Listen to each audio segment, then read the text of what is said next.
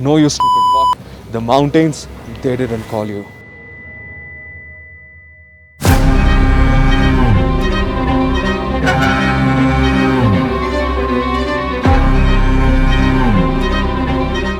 The Himalayas, they are too mighty to get involved in such intricacies of the mortal world.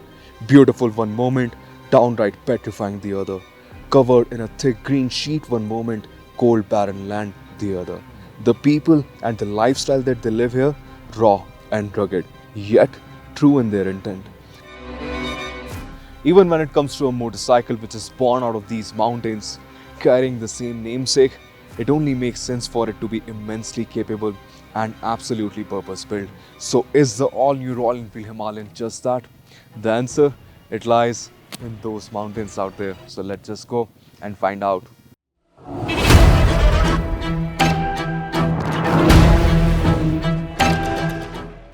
The Himalayas, being the youngest and the rawest mountain ranges in the world, they're ever evolving.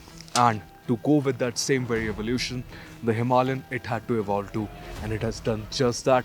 And how? So the major star of the show here is that all new Sherpa 450 engine, which is rightly called the Sherpa, because just like the Sherpas, that engine, it actually belongs here. And it flows with the mountains. But let's just talk about the numbers first.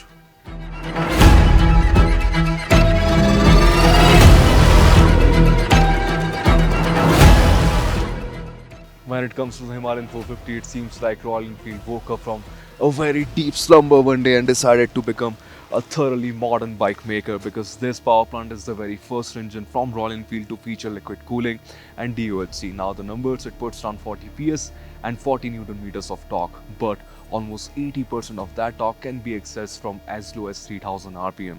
But the major catch here were the mountains and the elevation, because Royal Enfield told us beforehand that because of the elevation of the mighty Himalayas, we'll be experiencing a performance drop of around 30%. So despite the fact that that engine actually puts down 40 PS, we could only access around 30 PS of it.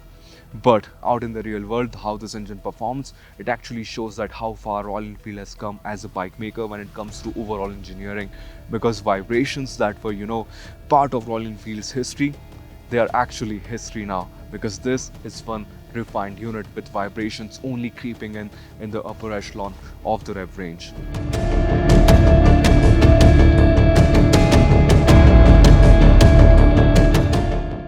Although the motorcycle picks up nicely, I still believe it could have done this slightly better low end current.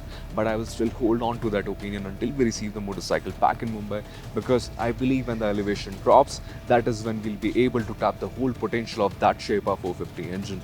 But in its current form, with the elevation doing its thing, it is still not as dead down there as the KTM 390 Adventure or the BMW G310 GS, for instance.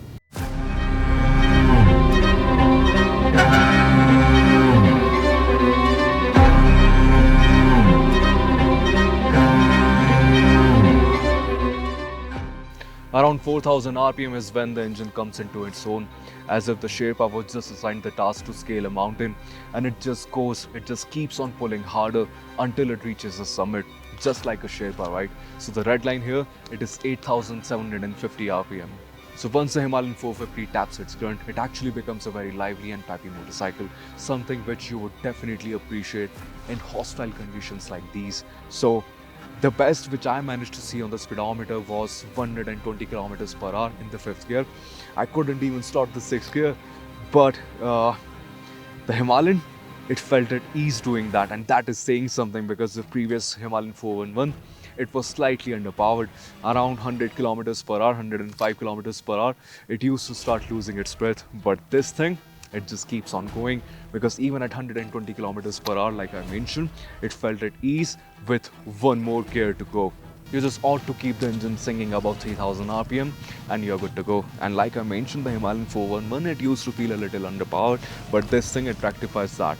And that is a major win for Royal Enfield, because what they have done is they maintained the friendliness of the engine while making it a lot gruntier than before. And since it is an all-new unit, but it is still as friendly as the Himalayan 411. And 6-speed gearbox with slip and assist clutch, they are a joy to use.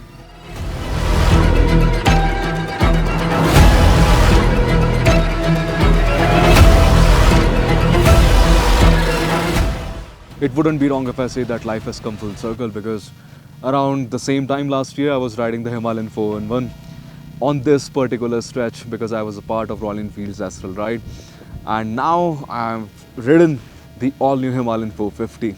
I'll be very honest here, before the Astral ride I hadn't ridden the Himalayan 411 that extensively and the way it is meant to be ridden, right? And I didn't used to hold that motorcycle in a very high regard because of the frequent breakdown thing that used to happen with the Himalayan 411. But boy, that motorcycle left us all impressed, because it legit plowed out over legit everything. It might have felt a little underpowered, but the suspension, the friendliness of the riding dynamics, it made a new off-road rider like me feel like Paul Terrace. And I'm happy to report that the Himalayan 450, it actually builds on the Himalayan 411's foundation. The good parts of it, so that friendliness, that suppleness, that absorption of the suspension setup, it is all there. But you know, comparatively speaking, now that we have ridden the Himalayan 450, the Himalayan 411 might feel a little industrial. Now I'm not totally disregarding that motorcycle, it was immensely capable, but this is something else entirely. The Himalayan 450, it actually feels more sophisticated as compared to the Himalayan 411, and blame the cycle parts for it.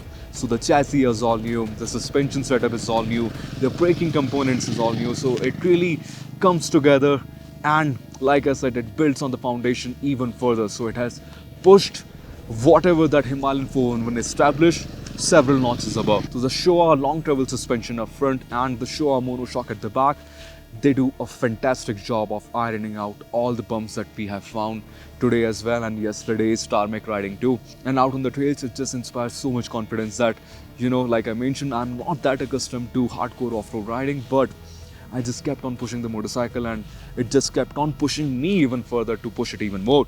And even when it comes to the braking component, it gets dual channel ABS and the braking components are also very new.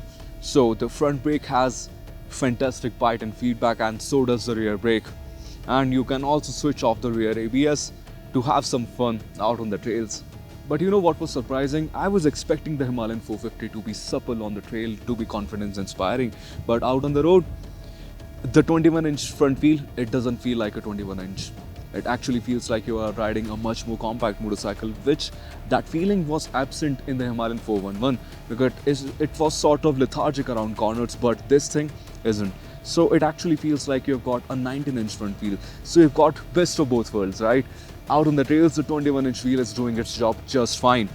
You know, plowing over legit everything, and the mammoth ground clearance, it also contributes to its off-road riding capabilities. But out on the road, out on the tarmac, when you're in the mood to attack some corners, this thing can do it. I mean, you cannot scrape foot pegs or scrape your knees for that matter, and even it doesn't even lean that much, but it inspires enough confidence to not slow down that much before entering a corner. It holds its line pretty well and exits the corners with so much confidence. A bigger expulse? No, the all-new Himalayan doesn't look like that. In fact, it looks like a more sophisticated and bulbous version of the Himalayan 411. The side cage on the fuel tank, shape of the headlight are some of the elements which hark back to the 411. The muscular fuel tank also accommodates more fuel, as the capacity it stands at 17 litres. Now if you remove the Royal Enfield badge, the new Himalayan looks like a European motorcycle with clean lines and premium build quality. The USD forks up front, LED indicators and LED headlamp unit add to its premium quotient. The rider's cockpit view is greeted with the new round TFT instrument cluster, which is claimed to be the first of its kind to feature Google Maps integration. Now connecting the phone is an easy task and it doesn't take long to figure your way around in the menus. The Google Maps integration worked flawlessly on our unit and is certainly the best of its kind, punching well above its weight. Now you also get access to music playback, call and SMS alerts and a compass as well. Now switch cubes follow the latest RE design philosophy, but there's also a mode button and a joystick to toggle through the menus. We believe that the joystick could have been slightly bigger with better tactile feedback, because we managed to hinder with the joystick on umpteen occasions when we wanted to toggle through the indicators or operate the horn switch as well. The rear end of the motorcycle is rather unique and gorgeous to look at, because what RE has done is they have integrated the tail lamp with the indicators. So where Royal Enfield has struck gold yet again is the rider's triangle.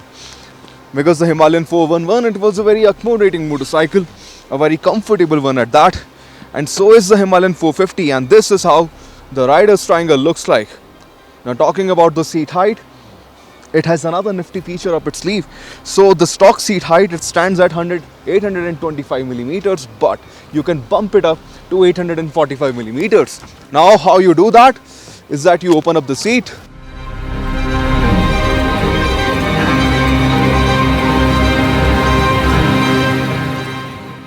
Now given the all new engine, the Himalayan 450, it also gets a new exhaust, which is a very compact one, and according to me it is one of the most gorgeous exhausts that any Indian motorcycle maker has come up with. And this is how the exhaust sound like.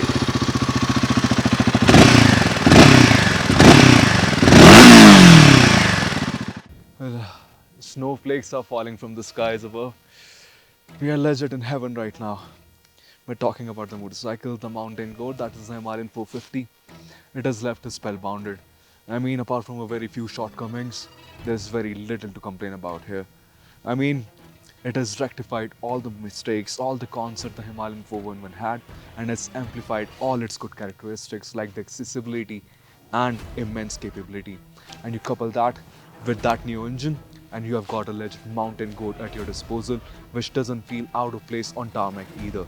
In its segment, the Himalayan 450, it deserves a serious consideration now, because when you take a look at what it packs, the equipment, the cycle parts, and how it all comes together out on the road, out on the trails, I mean, I'm thoroughly impressed. But before we sign off, it's a very sincere request to everyone out there. If you're coming to the mountains, just keep them clean, because they are God's own masterpieces, right? And they deserve to stay clean. Like, keep your dirt to your own houses, people. The mountains, keep them clean. So this is all, folks. This is Anand Pandey from BBC Top Gear Mag India signing off. And I'll see you soon if I manage to convince myself to head back to the plains.